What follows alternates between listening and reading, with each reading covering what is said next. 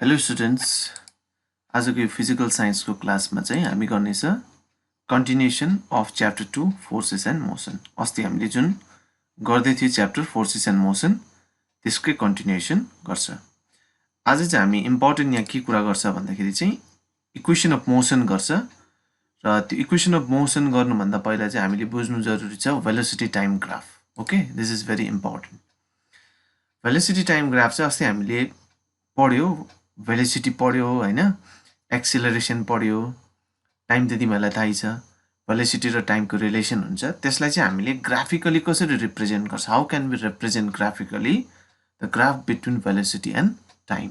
This is very important. हामीले जुन चाहिँ तिमीहरूको डेरिभेसन गर्छ इक्वेसन्सहरू, इक्वेसन अफ मोसन्स, त्यसमा चाहिँ we need velocity time graph. So let us have a look of this velocity time graph. Okay, फर्स्टमा आउँछ यो टाइपको ग्राफ। यो एक्स एक्सिसमा टाइम छ, वाई एक्सिसमा भेलोसिटी छ।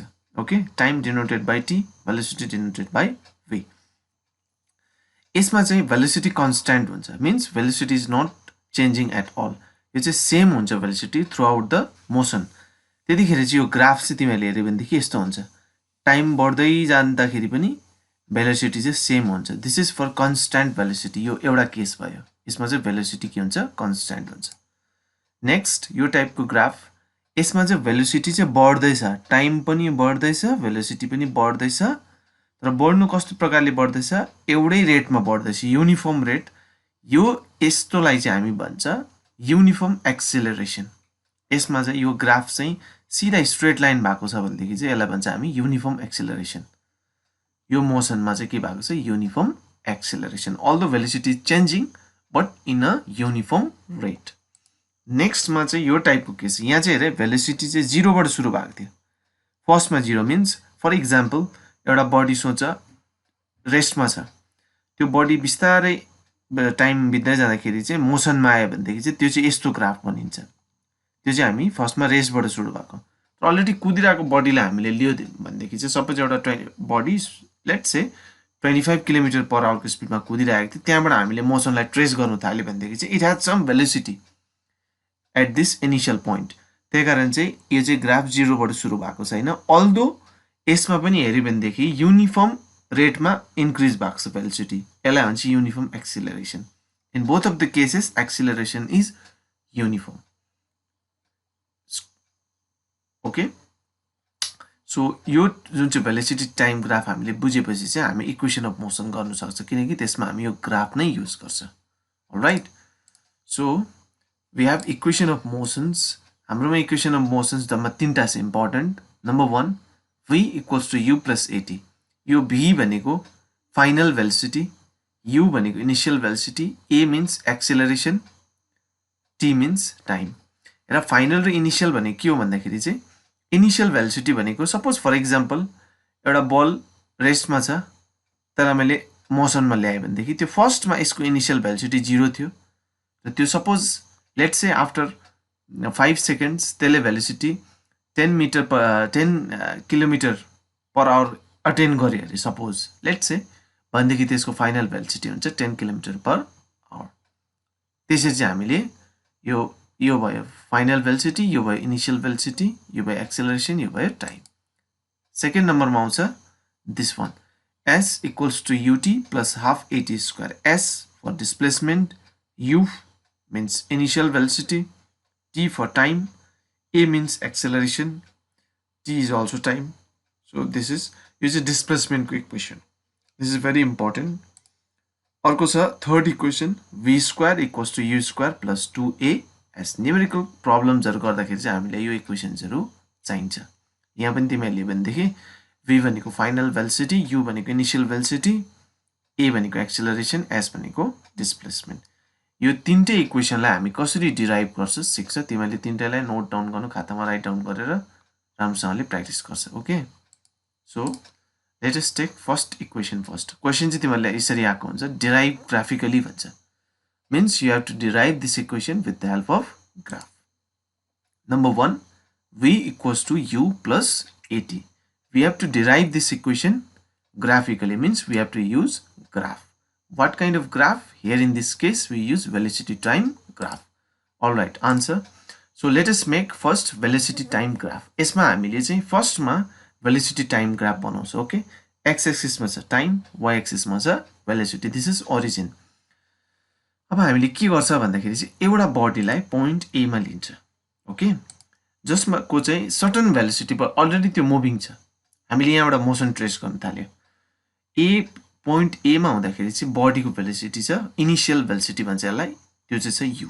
ओके, त्यहाँबाट चाहिँ आफ्टर टाइम टी बित्दाखेरि चाहिँ त्यो बडी चाहिँ बीमा पुग्दो रहेछ। हेर है, फर्स्टमा एमा थियो एन्ड इनिशियल भेलोसिटी यु थियो। आफ्टर टाइम टी त्यो बडी बीमा पुग्यो, त्यतिखेर त्यसले चाहिँ भेलोसिटी भी एक्वायर्ड गर्दो रहेछ, बढेर भी हुँदो रहेछ भेलोसिटी। भनेदेखि चाहिँ हामीले यो यसलाई लाइनलाई जोइन गरिदियो भनेदेखि चाहिँ यो हेर है, यहाँबाट यो बुझ्नुपर्छ, यो लाइन टी नै हुन्छ, यो टी हो, यो यु छ, सो यहाँदेखि यहाँसम्म पनि यु नै हुन्छ। यो कति हुन्छ निकाल्नु पर्यो भनेदेखि चाहिँ हामीले निकाल्नु सक्छ, that will be v minus u, that is यो मात्रै भनेको बिसी हुन्छ भी माइनस यु। बुझ्यो होला, यो डल्लै भी छ, यति यु छ, यति भनेको चाहिँ भी माइनस यु, यति चाहिँ निकाल्नुपर्छ हामीले ग्राफबाट। ओके, अब हामी के गर्छ र, लेख्छ, हामीले जे सपोज गर्यो त्यसलाई हामी लेख्छ। के सपोज गर्यो, let us consider a body having initial velocity u starts moving from the point A with uniform acceleration a। यहाँ पनि अघि हामीले पढेको छ, युनिफर्म एक्सेलरेसन छ, एउटा बडी ए बाट भेलोसिटी यु को साथमा सुरु गर्यो हिँड्नु। Starts moving from the point A with uniform acceleration. याद गर, यहाँ चाहिँ acceleration throughout the journey नै के छ, सेम छ।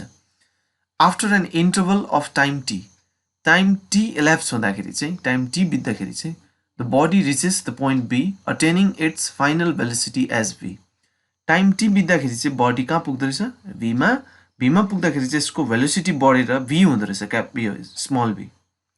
The motion of the body is shown on the graph. यो मोसनलाई चाहिँ यो ग्राफमा देखाएको छ, फ्रम द ग्राफ। ओके, अब यहाँबाट हामीले के बुझ्नुपर्छ भन्दाखेरि नि, भेलोसिटी टाइम ग्राफमा चाहिँ यहाँबाट हामी फर्स्टमा एक्सेलरेसन निकाल्छ, जुन हामीले अलरेडी पढिसकेको छ।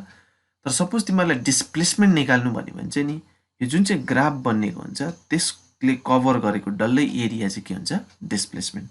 त्यो that will be used in the next case.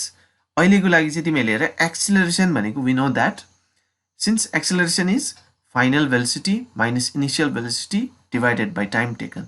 We have already learn this in previous lesson. हामीले पढिसकेको छ एक्सेलरेसन भनेको final velocity minus initial velocity by time taken. अब फाइनल भेलोसिटी कति एक्वायर्ड गर्यो, v भनेको छ, initial u, so v minus u by time कति गरेको छ, time taken is t। So or a equals to v minus u by t। यसलाई हामीले क्रस मल्टिप्लाई गरिदियो भने v माइनस u यहाँ तल 1 छ, 1 into v minus u, a into t is 80।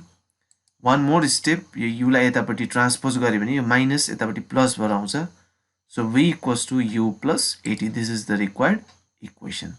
यसै चाहिँ हामीले फर्स्ट इक्वेसन डिराइभ गर्छ। तिमीले सिक्नु सबै कुनै पनि एउटा एक्जाममा आउनुसक्छ, इम्पोर्टेन्ट पनि हो, बुझ्नु पनि जरुरी छ। This is called the equation of first equation of motion. Okay, let us go for the second one. यहाँ पनि त्यही भनेको हुन्छ, derive graphically. Number 2, s equals to ut plus half at square. So यहाँ पनि हामी अलरेडी बनाइसकेको graph लिन्छ। ओके, र लेखेको पनि सेम छ, सेम लेख्नुपर्छ। Let us consider a body having initial velocity u starts moving from the point A with uniform acceleration a. After an interval of time t, the body reaches the point B, attaining its final velocity as v.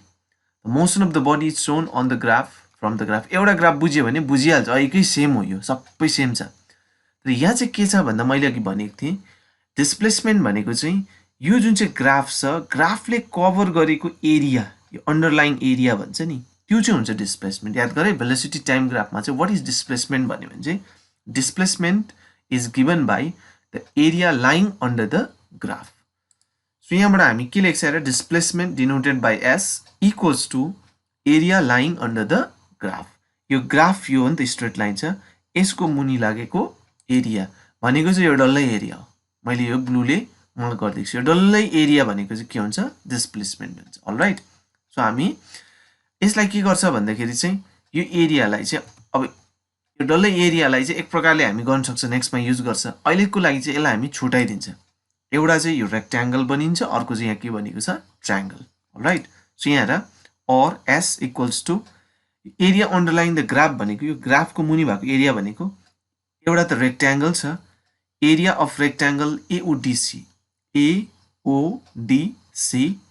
Plus area of triangle ABC that is this triangle ABC यो ट्रायङ्गलको area र यो रेक्ट्याङ्गलको area जोड्दाखेरि चाहिँ के पाउँछ हामी displacement okay यहाँबाट हामी गर्दै जान्छ displacement equals to area of rectangle we all know this length into breadth and area of triangle हुन्छ थाहा छैन भने पनि तिमीहरू लेखिराख half into base into height right so S equals to length into breadth अरे लेन्थ भनेको छ टी ब्रेथ छ यु टी इन्टु यु यसलाई म सर्टमा लेख्दैछु यो एउटै बात हो टी इन्टु यु भन्नु र यु इन्टु टी भन्नु एउटा बात हो युटी हेर बुझ्यो होला लेन्थ इन्टु ब्रेथ यसको ब्रेथ यु छ लेन्थ टी छ हाफ बेस यो बेस भनेको टी हाइट भनेको यो अघि हामीले गरेको छ हाइट भनेको v माइनस यु यो v माइनस यु ओके अब हामीलाई थाहा छ एक्सेलरेसन भनेको प्रिभियस इक्वेसनमा पनि गरेको थियो v minus u by t so यहाँबाट हामी यहाँ s equals to u t plus half t v minus u भनेको यहाँबाट हेर क्रस मल्टिप्लाई गर्ने a इन्टु टी एटी यहाँ यो b माइनस युको जग्गामा we can write a t alright next s equals to ut plus half 80 into 80 is 80 square. This is the required equation. यो इक्वेसन सेकेन्ड इक्वेसन यसरी चाहिँ हामी डिराइभ गर्छ इम्पोर्टेन्ट चाहिँ सबै equation derivation okay alright let us move to the next equation यो पनि त्यसै नै आउँछ question derive graphically question number 3 v square equals to u square plus 2as यसमा पनि हामी ग्राफ लिन्छ अलरेडी ओके लेख्ने त्यही हो let us consider a body having initial velocity u starts moving from the point A with uniform acceleration a. After an interval of time t, the body reaches the point B, attaining its final velocity as v. The motion of the body is shown on the graph.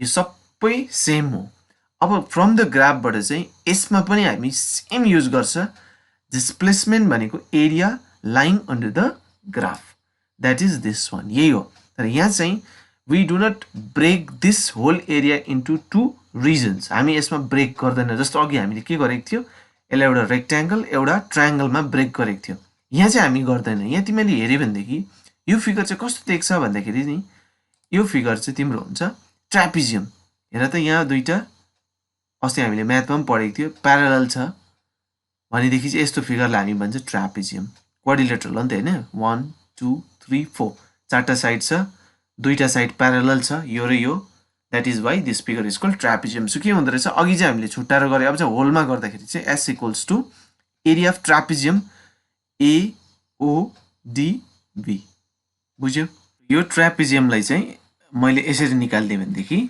र यसको एरियाको चाहिँ के हुन्छ formula भन्दाखेरि चाहिँ नि sum of its parallel sides यो दुईटा प्यारालल साइड्स छ नि त हैन यो र यो यसको सम र हाइट यसको फर्मुला चाहिँ हुन्छ half into sum of its parallel sides that is this side plus this side into height भनेको यो और यो फिगरमा हो नि यो ठिक छ त्यो चाहिँ हुन्छ ट्रापिजियमको एरिया तिमीले याद गरिराख S equals to area of trapezium भनेको half into sum of parallel sides into height यहाँ हेऱ्यो भने चाहिँ यो दुईटा parallel side sum of parallel sides height भनेको यो अब यहाँ हेर ल राम्रो S equals to sum of parallel sides भने के हुन्छ एउटा त यो छ parallel side that is U अर्को चाहिँ यो छ that is v so sum of parallel sides के हुन्छ u plus v into height भनेको यो भनेको के हो t that is t next हामीले अघि गरेको थियो हेर since a equals to v minus u by t